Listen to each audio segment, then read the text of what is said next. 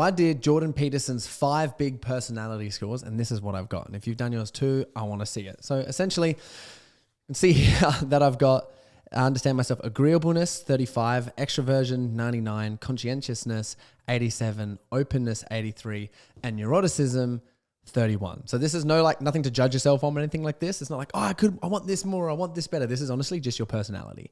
And it was really interesting looking at some of these tasks of who you actually are as a person. And it's funny because the more you understand yourself, the better you become, the more success that you can achieve.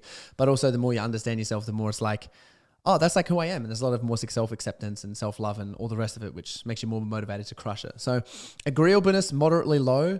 I like that because I didn't realize how disagreeable that I actually was. I say no all the time. And that's actually a personality trait that I have been working on for a long period of time because I used to be a people pleaser. I used to say yes all the time. And I'm happy that I'm like, yes, I say no often. What also intrigued me was compassion was extremely high. I did a hypnosis session, and what I understood in that was I'm really empathetic and really compassionate, which is why I believe as a coach is one of my highest characteristics because I care about my clients so much. But I also have extreme empathy for people, so that's what can lead to people pleasing or self-sabotage because I care more about other people sometimes than I care about myself. But having the trait of low agreeableness is good because I also know how to say no and put in my boundaries, which I've worked on. So the more your personality grows through you working on yourself, you can actually influence your personality, which is really interesting. So if we come down to compassion being very high, politeness being extremely low, my partner gets really frustrated at this because she's like, Corey, you're so rude all the time. But for me, I'm like, well, I'm sort of in other people's face and can, cross boundaries into their bubble because my politeness is low. I just don't care what people think of me as much in most situations, especially when it's in person. I'll go to someone else's house and I'll just help myself to a drink or essentially something to eat, which might freak some of you people out. But if someone comes to my house with the compassion that I love that I got, I will cook for you, I will clean for you, I'll make you the best dinner. I'll be like, help yourself, get whatever you want. I'll get the tricks, I'll get the things, I'll make sure that everyone is as comfortable as possible. It is family when you're at my house. So politeness being extremely low is really good. It's like if you're in a room full of 98 people, only one other person will probably be more impolite than you. I was like, wow, that's really interesting. Far of a score. Conscientiousness is high, which is essentially, you slog away until the work is done. And this is sometimes really good for me because sometimes I'm like, yeah, I can work, whatever it is to get this sorted. However, sometimes I get distracted and I'll be focusing on the wrong task. So it's unlikely to procrastinate or hesitate. However, some stages I actually do procrastinate, hesitate, and it frustrates the hell out of me.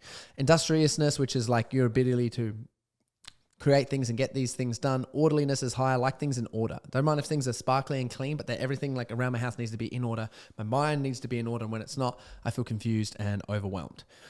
Extroversion, exceptionally high. So essentially, if there's 100 people in a room, 99 people in the room, 0 of them would be more extroverted than myself, which I thought was really funny to look at because all the extroversion scores have been really high, but it's just interesting that every time it just gets put there, which is essentially I get charged up being around other people. And for me, whenever I'm low or my energy's down, I have to call people or I have to go and see people or hang out with people to talk and discuss things. If I'm not talking and discussing things with people and my friends, then I essentially, it brings my energy down. So I recharge with people. If I'm by myself for a couple of days, I'm just I end up being really tired. I end up being oh man, I am tired. When I'm around people, my energy perks up, which is fantastic. So that is extroversion. Enthusiasm, very high. So this is just enthusiastic for stuff. I'm thinking that everything's going to be the best and it's going to be the best and I like everyone. And I love that I've got high enthusiasm because enthusiasm is contagious.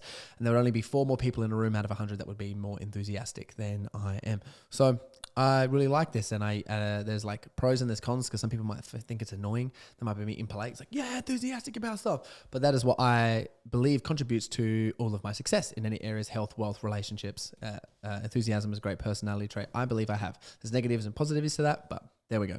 Assertiveness is 99. So I actually didn't even realize this one in terms of assertiveness. For me, It's like if there's 99 people in a room, 0 of them will be more assertive than I am, which is putting their own opinions forward. So I always speak my own opinion regardless of what anyone thinks. You might be like, oh, you're like opinionative people. However, it's mainly because I care so much. I believe they link together. I care and I'm so compassionate that I'll always mention like, what my actual belief is and what I think about things. I like to be included in that way, which kind of comes across as, for me, is like, I can really use that for my job and my role of becoming a coach. That is a great skill, especially with leading, because I have a team, like I have a staff, I have 3 staff that I manage. So me being in the position where I assert and make opinions and put things through, I believe is a really high quality. However, it's just to notice that sometimes you can trigger people and annoy them with your assertiveness. Interesting. Neuroticism, essentially your ability to feel and sensitivity to negative emotions, which can work really well for some people, especially in regards to being sensitive, understanding others, XYZ, depending on their compassion levels. For me, not as much. I am just in a medium range, which means I don't feel negative emotions as much as other people, so I'm less likely to withdraw, less likely to blow up in other people's faces, which in terms of reactivity is there. That's sort of like the almost negative part of a personality type. Not to say it's good or bad, it's just part of who we are. And if we are more sensitive, there's things we can do about that. And if we're less sensitive, we can do things about that. So I do get affected sometimes by neuroticism and feeling negative emotions. But knowing that I've got to feel to heal is key. Openness is really high. So this is just being open-minded in regards to creative ideas, exploring certain concepts and extractive thoughts in your mind. Like, for my friends, in terms of my intellect being high, it's like 96 out of 100. So in a room of 100 people, only 3 of them would have, only 3 of them would have greater intellect than I have. That's not IQ, so it's not confusing it with IQ, as Jordan Peterson mentions in here, and the psychologists that have done this. It's to grasp the ideas of abstract and creative concepts. Like, I love all types of music. I like all types of TV. I love all types of entertainment.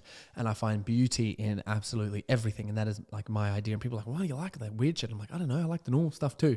It's just really open, which can be great in regards to, I can take all this in and be open-minded, but also sometimes too open. So they work up and down. Aesthetics is pretty low. So it's like I say, that's pretty average, and that's like appreciating beauty and things.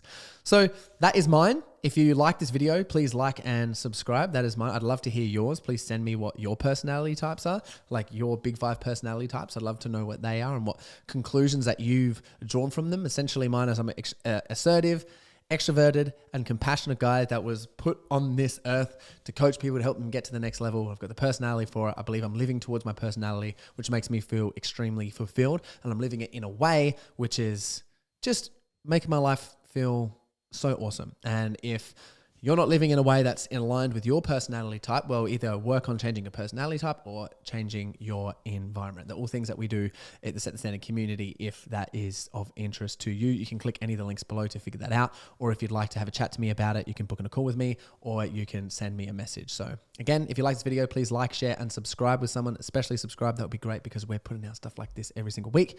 Big love. See you in the next one.